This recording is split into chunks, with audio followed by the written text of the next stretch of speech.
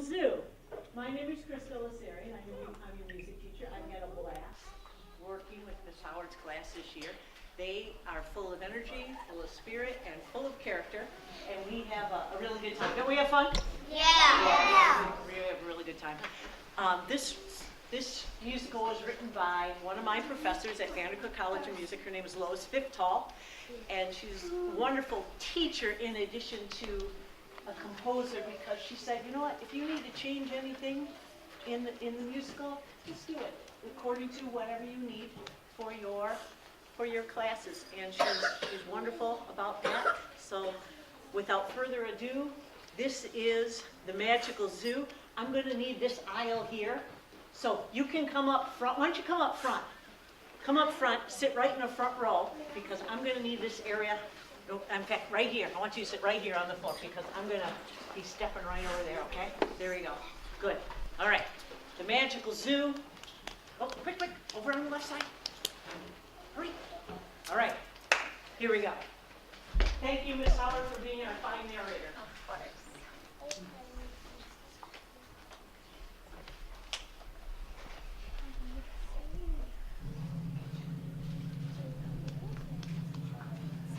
It was a bright, sun-filled morning in the Ding-Dong Darcy Zoo. It was just about feeding time, and all of the animals opened their eyes wide and yawned.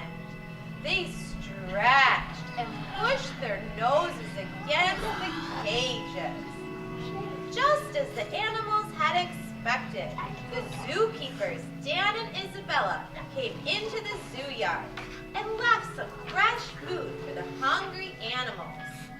The kangaroo, the rhinoceroses, and the giraffe got some nice green grass and leaves. The elephant was eager to his daily supply of peanuts. The leopards and tigers couldn't wait to sink their teeth into large chunks of meat and fish. The flamingos pecked away at their seeds. Isabella handed the monkeys 2 ripe bananas. The panda bears reached out for their favorite food, crispy bamboo stalks.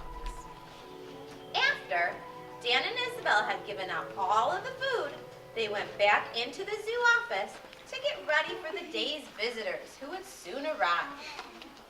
The animals know this, but I have a little secret to share with our audience about the Ding-Dong Darcy Zoo.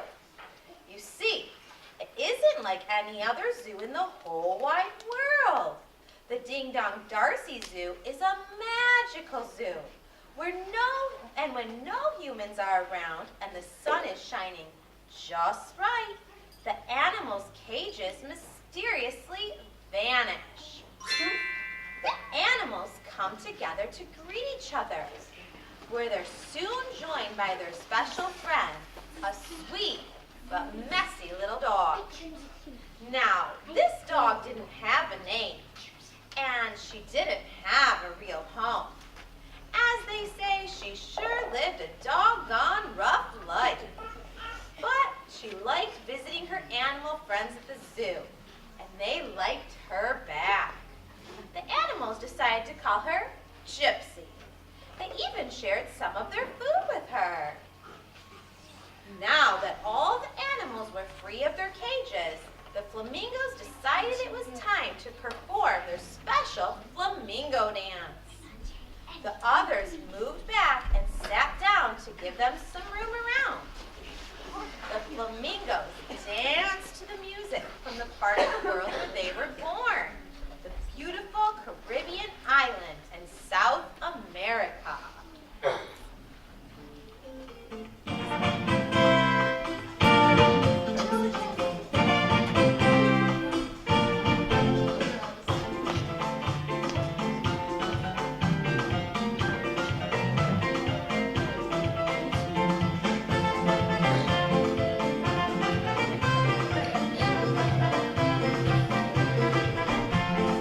Primo de Nueva York y se cagó en Manhattan. Yo digo que es mentira porque la rumba está en Puerto Rico. Dice que allí en Miami hay rumba en calle 8. Esto yo no lo dudo, pero la timba es de La Habana. Porque el marido prepárame los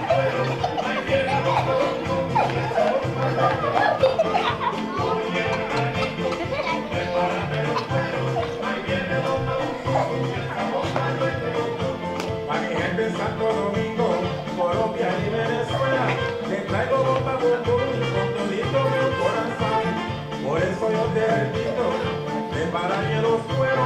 Ahí en la bomba un poco y los campos para el mundo entero. Oye, hermanito, prepárame los cueros. Ahí viene bomba un poco y esa bomba duele un poco. Oye, hermanito, prepárame los cueros. Ahí viene bomba un poco y esa bomba duele un poco.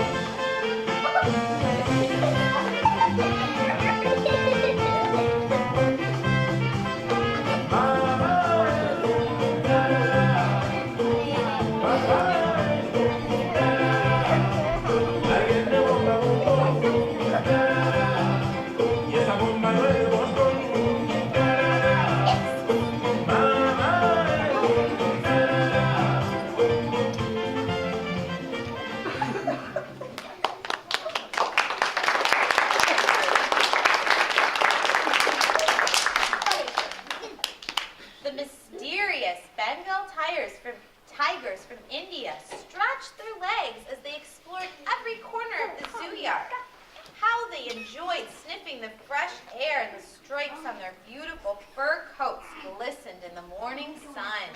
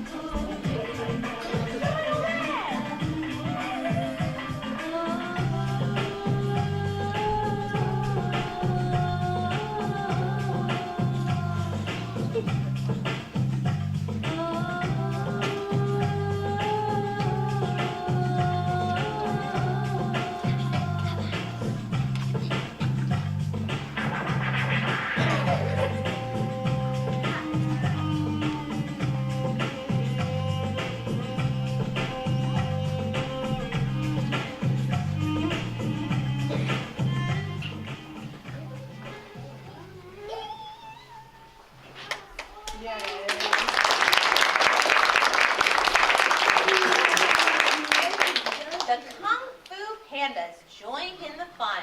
They decided to do a little dance which they once learned from children who had come to visit them from their native country of China.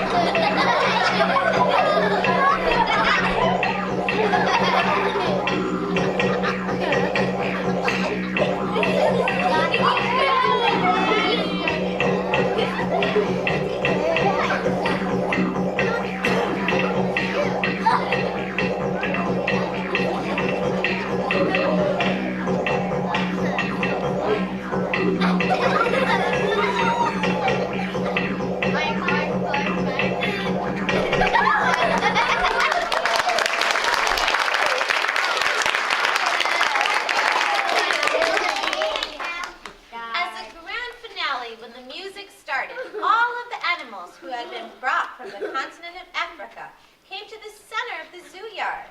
We had the monkeys, the leopards, the rhinos, the giraffes, and the elephants. They raised their arms because they were such great buddies. Gypsy came forward and danced with them too. Even though she wasn't from the land of Africa, they let Gypsy join in with them on their dance because she was their friend. Friends don't keep friends from being included in having fun too.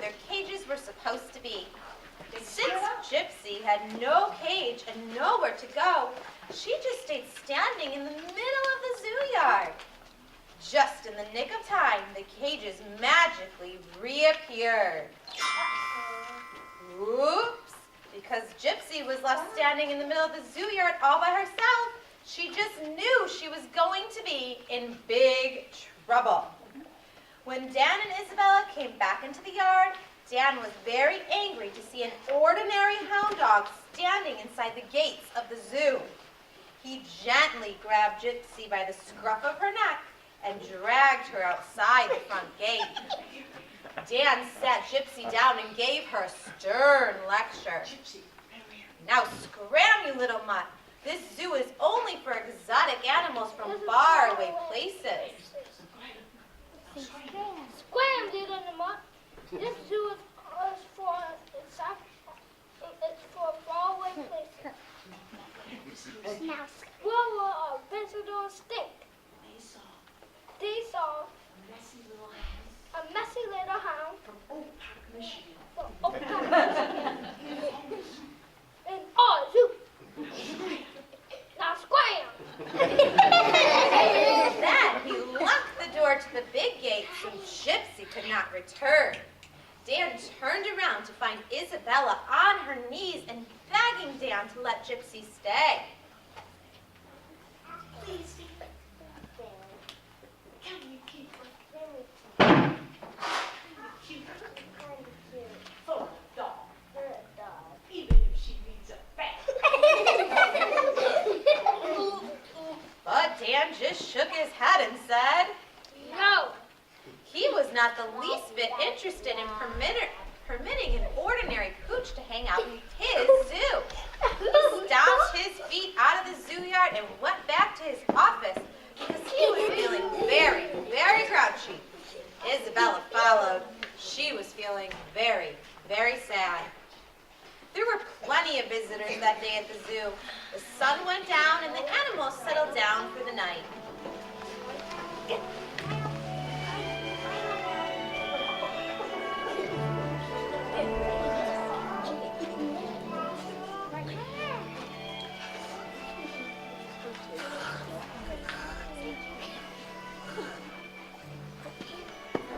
Isabella came out to make sure the main gate to the zoo was securely locked.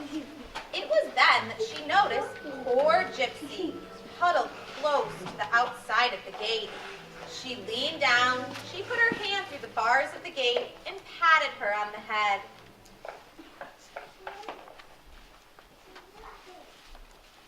Don't worry, maybe tomorrow we can talk Dan into letting you come live here with us and the other animals at the zoo. Gypsy quickly got up, took her hands in her paw, and pretended to lick her hand. Then she sat down and listened as Isabella sang a beautiful song.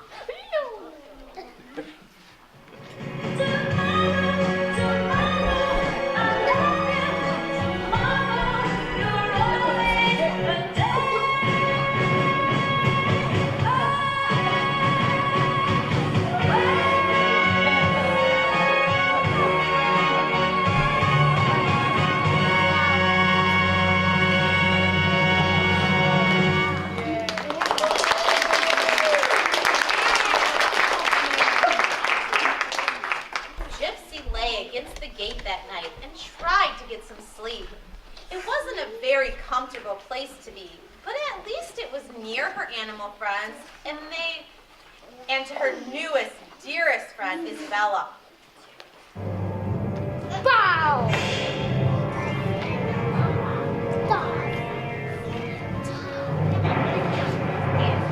All of a sudden, Gypsy and all the other animals were awakened by the sound of thunder and lightning.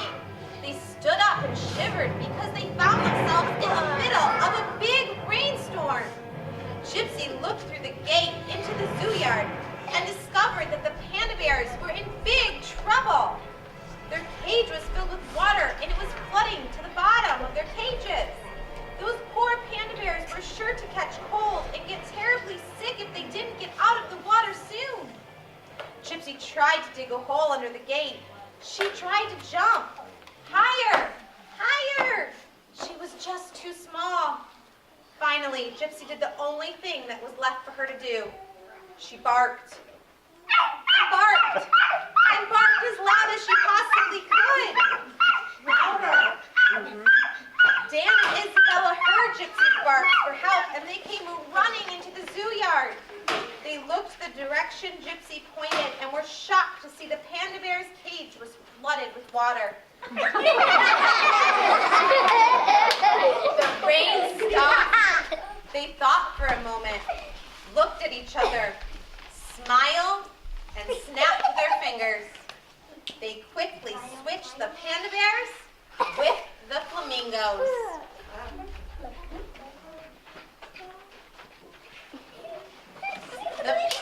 bears were relieved to find the flamingo's cage was nice and dry. The flamingos, with their webbed feet, thought it was great fun to slosh and dance around in all that wet and muddy water. Their long legs kept the rest of their bodies from getting wet. Dan and Isabel were very proud of themselves for solving the problem, and they shared their secret victory handshake. They quickly left the zoo yard, hoping to catch a little sleep before morning.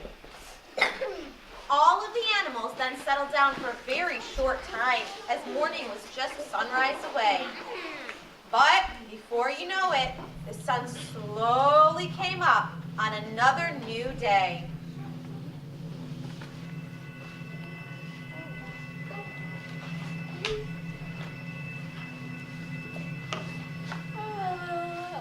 The next morning, Isabella came back out into the zoo yard to check the animals. She soon noticed Gypsy laying exhausted outside of the big gate. To their surprise, Dan came up behind her and opened the big gate. He looked down at Gypsy and smiled. Come on, you little mutt. Mommy, Mama, You deserve it. you deserve. Gypsy jumped up, wagged her tail, came through the gate, and quickly stood between Dan and Isabella. She was so excited. She had been waiting for the moment for months. Dan put his arms around Gypsy and said, "You came to the rescue of the panda bears. You can rescue of my parents. From now on, From now on, the Ding Dong Darcy Zoo the Ding Dong Decision is your new home. is your new home. Here's something little for breakfast." Here's something little for breakfast. Dan handed Gypsy the juiciest, most tender, and most delectable piece of filet she had ever seen. All of the animals were so happy for Gypsy that on the count of 3, they all jumped for joy. 1, 2, 3.